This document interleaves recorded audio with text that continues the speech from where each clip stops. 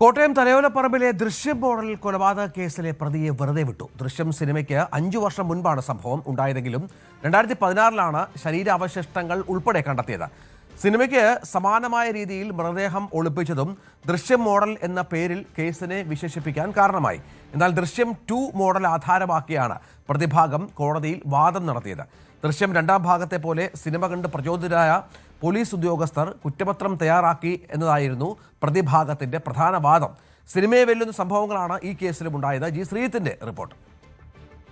ദൃശ്യം സിനിമ ഇറങ്ങും മുൻപ് തന്നെ നടത്തപ്പെട്ട ഒരു ദൃശ്യം മോഡൽ കൊലപാതകം, തലയോലപ്പറമ്പിലെ കാലായിൽ മാത്യുവിന്റെ കൊലപാതകം അങ്ങനെയാണ് വിശേഷിപ്പിക്കപ്പെട്ടത്. പക്ഷേ ഇപ്പോൾ ആ കേസിലെ പ്രതി ടിവിയൂർ സ്വദേശി അനീഷിനെ വെറുതെ വിട്ടിരിക്കുകയാണ്.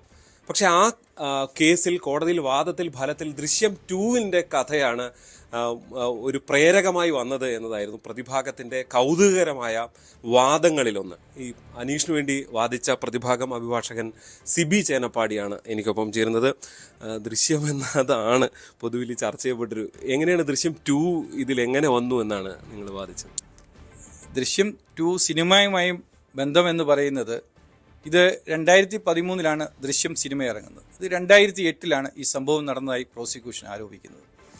പ്രോസിക്യൂഷൻ്റെ കേസ് പ്രകാരം കാണാതായ മാത്യു എന്ന ആളിനെ പ്രതി അനീഷ് കൊലപ്പെടുത്തി ബിയർ കുടിപ്പിച്ച് മയക്കിക്കിടത്തി കഴുത്തിൽ പ്ലാസ്റ്റിക് കയർ മുറുക്കി കൊലപ്പെടുത്തിയെന്നാണ് കേസ്. അതിനുശേഷം അയാൾ നടത്തിക്കൊണ്ടിരുന്ന കടയുടെ പിൻവശം കുഴിച്ചിട്ടു. അതിനുശേഷം പിന്നീട് അയാൾ കടയുടെ പ്രവർത്തനമൊക്കെ അവസാനിപ്പിച്ചു പോയി. പിന്നീട് ഒരു സഹതടവുകാരൻ ഗുജറാത്തിൽ ജയിലിലായിരുന്നപ്പോൾ അനീഷിനോടൊപ്പം ഉണ്ടായിരുന്ന സഹതടവുകാരൻ 2012 കിട്ടിയ വിവരം 2016 പ്രതിയുടെ പിതാവിനെ അറിയിക്കുകയാണ്. അങ്ങനെ കിട്ടിയ വിവരം പോലീസിൽ അറിയിക്കുകയും ആ വിവരം പ്രതിയുടെ പിതാവ് കാണാതായ മാത്യുവിൻ്റെ മകൾ നൈസിയെ അറിയിക്കുകയും ചെയ്തു. ഇതിനുശേഷം വീണ്ടും കേസ് പുനരന്വേഷണം നടത്തി പ്രതിയെ അറസ്റ്റ് ചെയ്യാനുണ്ടായത്. പക്ഷേ ഈ കേസുമായി പ്രതിയെ ബന്ധപ്പെടുത്തുവാനുള്ള യാതൊരു തെളിവുകളുമില്ല.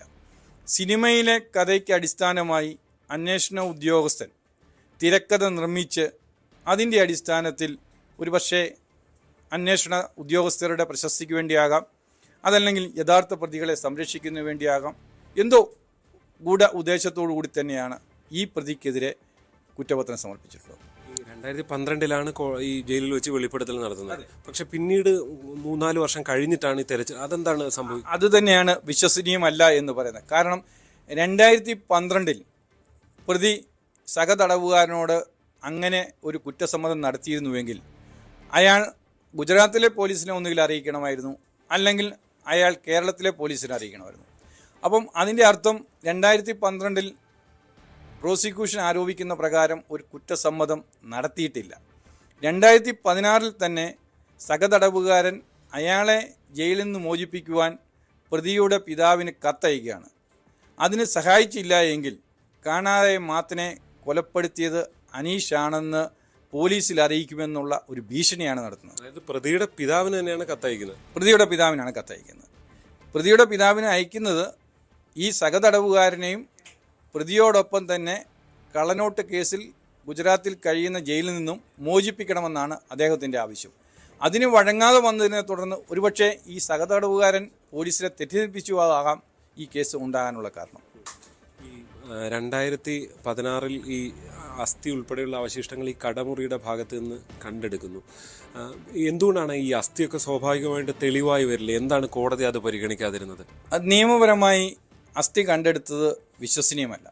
കാരണം ഒരു മനുഷ്യ ശരീരത്തിൽ 206 അസ്ഥികളുണ്ട്.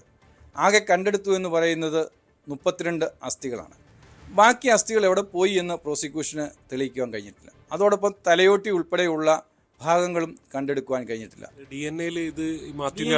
DNA കാരണം എന്ന് പറയുന്നത് DNA ഈ കാണാതായ മാത്തൻ്റെ അസ്ഥികളാണ് എന്ന് തെളിയിക്കുവാൻ ശ്രമിച്ചുവെങ്കിലും ഈ DNA അടിസ്ഥാനമായ പല കാര്യങ്ങളും ശാസ്ത്രീയമായി തെളിവുകൾ ശേഖരിക്കുന്നതിനും ബ്ലഡ് സാമ്പിൾ എടുക്കുന്നതിനും ഒക്കെ കാലതാമസം വരികയും അതോടൊപ്പം തന്നെ ആ ശേഖരിച്ച ബ്ലഡ് സാമ്പിളുകൾ പ്രോപ്പറായി കസ്റ്റഡി സൂക്ഷിക്കാതിരിക്കുകയും അത് യഥാസമയം ലബോറട്ടറിയിൽ എത്തിക്കാതിരിക്കുകയൊക്കെ ചെയ്തിട്ടുണ്ട്. അങ്ങനെ കൂടുതൽ വാർത്തകൾക്ക് news 18 Keralam YouTube channel subscribe ചെയ്യുക.